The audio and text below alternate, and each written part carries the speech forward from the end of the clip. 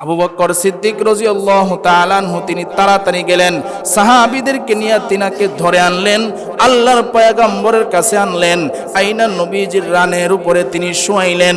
মাথাটা যখন নবীজির রানের উপরে রাখলেন, নবীজি এবার চাদরটা সরাইতেছে, চাদরটা সরায়া নবীজি দেখে তিনি আর কেউ নয়, তিনি হলেন সাদে সালবী রাদিয়াল্লাহু তাআলা আনহু। আল্লাহর পয়গম্বর ডাক দিয়ে কইছে,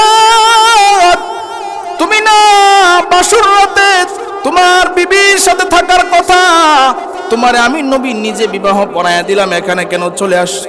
বলে পয়গম্বর আপনি যুদ্ধের ময়দানে থাকবেন আর আমি বাসর ঘরে যাব, এটা কখনো হইতে পারে না। ওগো পয়গম্বর, আমি বিবাহের বাজার করার জন্য বাজারে গিয়েছিলাম, কিন্তু যখন শুনলাম আপনি যুদ্ধের ময়দানে, আমি আর বাজার সদাই করি নাই, সব ফেরত দিয়া তরবারি কিনে ঘোড়া ক্রয় করে পোশাক ক্রয় করে আমি যুদ্ধের ময়দানে চলে এসেছি। ওগো পয়গম্বর, আমার মনের মধ্যে আজকে সবচাইতে বেশি আনন্দ বলে কেন, যে আপনার রানের উপরে আমার মাথাটা আমি ঠেকাইতে পারলাম। ওগো পয়গম্বর, আপনার চোখে চোখ রেখে তাকাইতে পারলাম। ওগো নবী, আপনার কাছে আমার একটা প্রশ্ন, ওগো পয়গম্বর, আমি কি জান্নাতে যেতে পারবো? আমি কি শহীদের মর্যাদা পাবো? একজন সাহাবীর একটা ঘটনা মনে পড়লো, বলি আপনাদেরকে। ওই সাহাবীর নাম ছিল সাদে সালবী। ঘটনাটা ঐতিহাসিক ঘটনা, যার কারণে বলতেছি, অনেক ঘটনাই তো আছে। সাদে সালবী ছিল কালো সাহাবী। কি ছিল? কালো। সে বিয়ে করতে পারতেছে না, যেখানেই পাত্রী দেখতে যায় অপছন্দ করে যে কালো। আর শুধু কালো নয়, চেহারার গঠন গাঠন, শরীরের গঠন গাঠনও তেমন ভালো না। একদিন মনে অনেক কষ্ট নিয়ে নবীজির কাছে গেছে। নবীজির কাছে গিয়া বলতেছে, পয়গম্বর আমি কি দামি মানুষ না কম দামি মানুষ? নবীজি বলতেছে, এটা কেন বলতেছো? কন্যা নবী, যেহেতু তুমি ঈমান এনেছো, আল্লাহ তাআলা বলছে লা ইলাহা ইল্লাল্লাহু দাখালাল জান্নাহ, যে ব্যক্তি ঈমান আনবে সে ব্যক্তি জান্নাতে যাবে, যার ভিতরে ঈমান আছে সে ব্যক্তি জান্নাতে যাবে, সুতরাং তুমি অবশ্যই দামি মানুষ। বলে আমি দামি মানুষ হইলে তাহলে মানুষ আমার কাছে মেয়ে বিবাহ দেয় না কেন? নবীজি বলে, তোমার মনে অনেক কষ্ট তাই না? কোনো কষ্ট নাই। নবীজি কাছে নিলেন, নিয়ে মাথায় হাত বুলাইলেন, কয় তোমার কোনো কষ্ট নাই, তুমি কষ্ট পেও না, আমি নবী নিজে তোমাকে বিবাহ করাবো। সুবহানাল্লাহ। এই ঘটনাটা এই জন্যই বলতেছি, দেখেন নবীর প্রতি কতটুকু ভালোবাসা ছিল সাহাবায়ে কেরামের। সাদে সালবী খুশি হইলেন, কয় শুধু তাই নয়, আমি নিজে তোমাকে বিবাহ করাবো, মনে করিও না যে তোমাকে জীর্ণ শীর্ণ কোনো পরিবার কিংবা সুন্দরী মেয়ে বিবাহ করাবো না, এমনটা নয়। মদিনার মধ্যে সবচাইতে সুন্দরী যে মেয়েটা, এই মেয়েটাকে আমি বিবাহ করাবো। সুবহানাল্লাহ। দেখেন নবী কিভাবে সান্ত্বনা দিলেন তাকে। নবীজি আবার ডাক দিয়ে কয়, এই সাদে সালবী, তুমি অমুকের বাড়িতে চলে যাও, হুরে মদিনা যেই মেয়েটার নাম, ওই মেয়েটার বাড়িতে নবী তাকে পাঠাইলেন। ওই জায়গায় গিয়া তুমি আমার কথা বলবা যে আমি তোমার এখানে পাঠাইছি।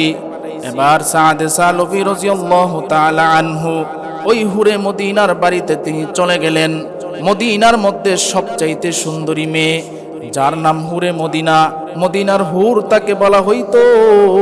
পয়গম্বর যখন পাঠাইলেন, এবার সাদে সালবী গিয়া দরওয়াজার সামনে সালাম দিলেন।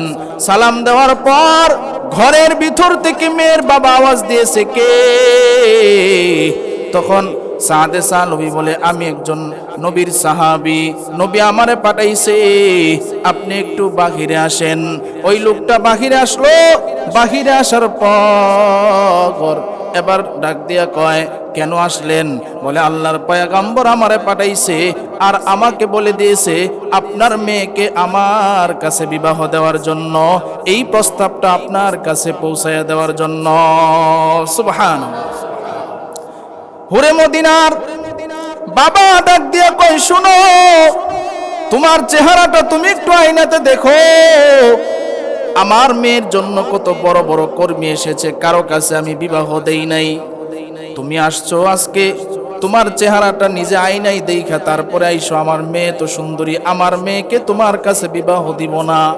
ওই দিক থেকে ঘরের ভিতর থেকে মেয়েটা আওয়াজ পেয়েছে, মেয়েটা শুনতে পেরেছে লোকটাকে যিনি পাঠাইছেন তিনি হলেন মুহাম্মাদুর রাসূলুল্লাহ।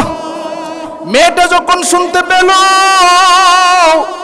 মেয়েটা এবার কথাগুলো শুনতেছে, তার বাবা সাদে সালুবিকে পাঠাইয়া দিছে, না না তোমার কাছে বিবাহ দেওয়া যাবে না।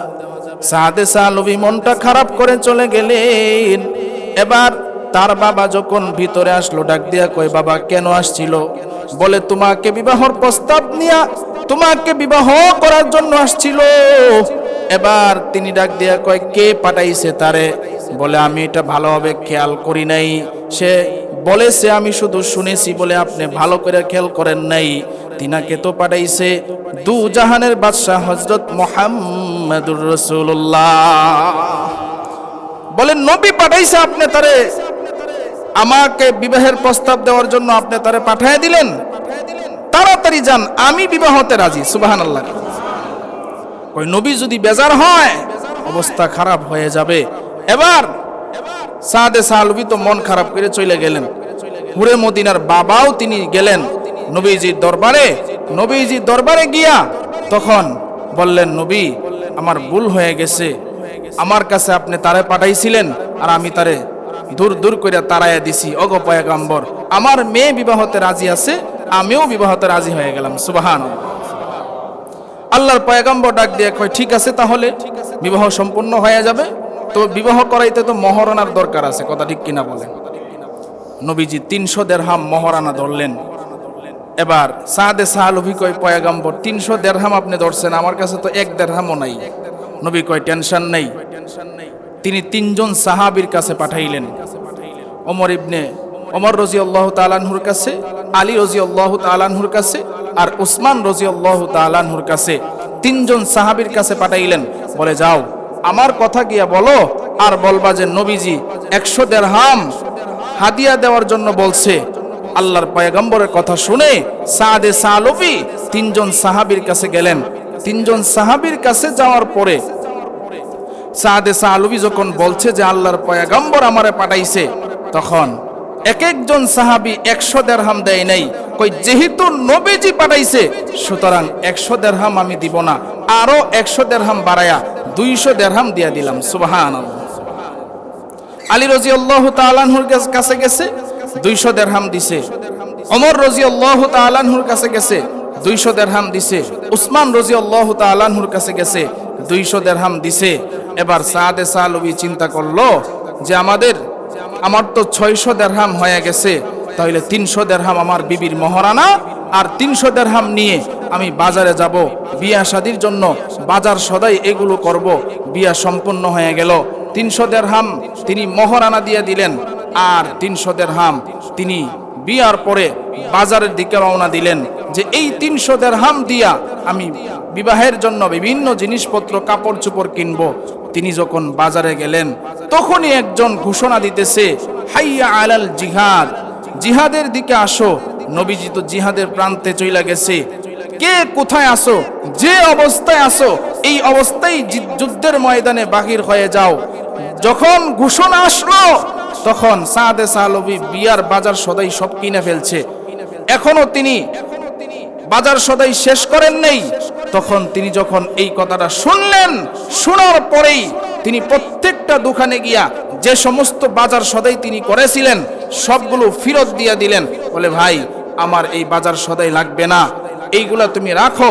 টাকা নিয়া তিনি চলে গেলেন তরবারির দোকানে। তরবারির দোকানে গিয়া তরবারি ক্রয় করলেন। এরপরে একটা ঘোড়া ক্রয় করলেন, যুদ্ধের পোশাক ক্রয় করলেন। পোশাক ক্রয় করে কালো একটা চাদর পেঁচিয়ে তিনি যুদ্ধের ময়দানের দিকে যাচ্ছেন যে আমার নবী যুদ্ধের ময়দানে চলে গেছে আর আমি সাদে সালুবি বাসর ঘরে যাব, এটা কখনো হতে পারে না। ওই বাজার থেকেই তিনি যুদ্ধের ময়দানে চলে গেছে। সুবহান। একটু বিবেক দিয়ে কথাটা বোঝার চেষ্টা করবেন। তিনার কাছে কোনো মেয়ে বিবাহ বসতে চায় নাই, আর নবী মদিনার মধ্যে সবচাইতে সুন্দরী মেয়েকে তাকে বিবাহ করাইছে। চিন্তা করেন, সে বিবির কাছে যায় নাই। সে চিন্তা করলো যে আমার নবী জিহাদের ময়দানে চলে গেছে, আমার নবী যদি শহীদ হয়ে যায় আমি আল্লাহর কাছে কি জবাব দিব? আমি সাদে সালবি যতদিন পর্যন্ত বেঁচে থাকবো, আমার শরীরে যতক্ষণ পর্যন্ত রক্ত থাকবে ততক্ষণ পর্যন্ত নবীর শরীরে একটা ফুলের টুকাও লাগতে দিব না। সুবহান। তিনি যুদ্ধের ময়দানে যাইতেছেন, যুদ্ধের ময়দানে পৌঁছে গেছেন।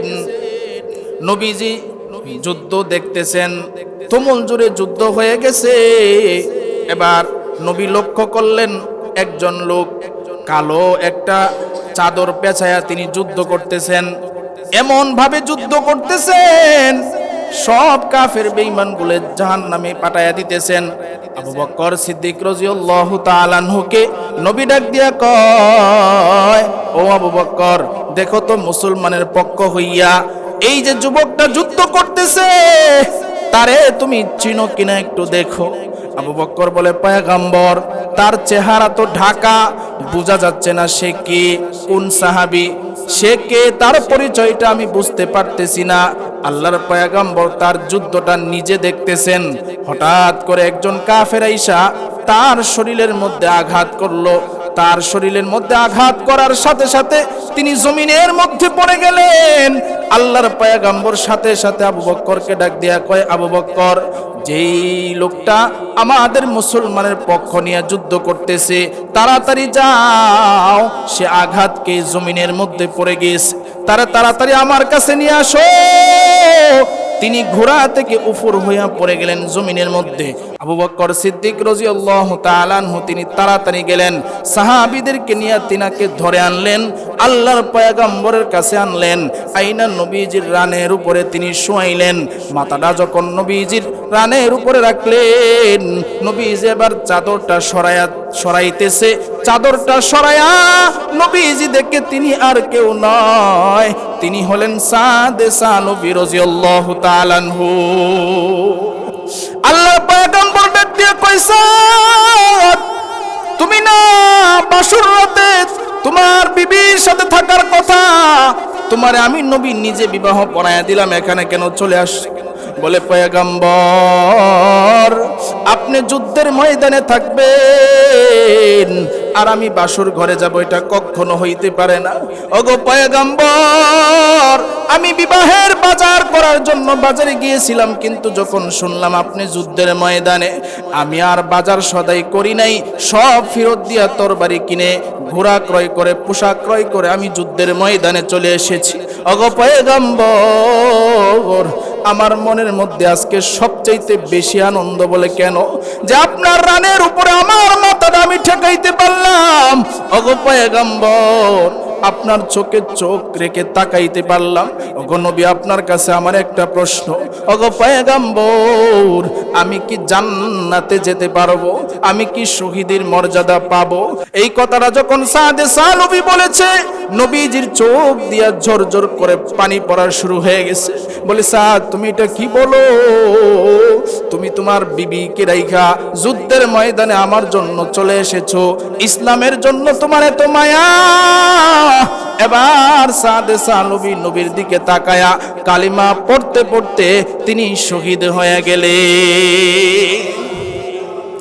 নবী আবার ডাক দিয়ে কয়, আবু বকর, আমার সাদ তো শহীদ হয়ে গেল, আমার সাদ দুনিয়া থেকে বিদায় হয়ে গেল। আমার প্রতি তার কত ভালোবাসা, সে বিবিকে রাইখা যুদ্ধের ময়দানে চলে এসেছে, তাড়াতাড়ি তার দাফন কাফনের ব্যবস্থা করা হবে। এবার যুদ্ধ শেষ হয়ে গেল, দাফন কাফনের ব্যবস্থা করা হলো। আল্লাহর পয়গম্বর দেখে সাদে সালবির লাশ যখন নিয়ে যাওয়া হয়, আল্লাহর পয়গম্বর বুড়া আঙ্গুলে ভর দিয়ে তিনি হাঁটতেছেন, পুরা পাউটা জমিনে ফালায় না। আবু বকর প্রশ্ন করে, পয়গম্বর, আপনি কেন পুরা পাউটা জমিনের মধ্যে ফালতেছেন না? নবী ডাক দিয়া কয়, আবু বকর, এত পরিমাণ আসমানের ফেরেশতা জমিনের মধ্যে এসেছে, আমার সাদে সালবি যে শহীদ হয়েছে আল্লাহর কাছে এত পছন্দ হয়েছে, এত পরিমাণ ফেরেশতা জমিনে পাঠাইছে, আমি নবী পা পালানোর মতো জায়গা না। নবীজি নিজের হাতে সাদে সালবির লাশটা তিনি কবরে নামাইলেন। তাহলে চিন্তা করেন সাহাবায়ে কেরাম কি পরিমাণ নবীরে ভালোবাসতো, কথা ঠিক কিনা বলেন?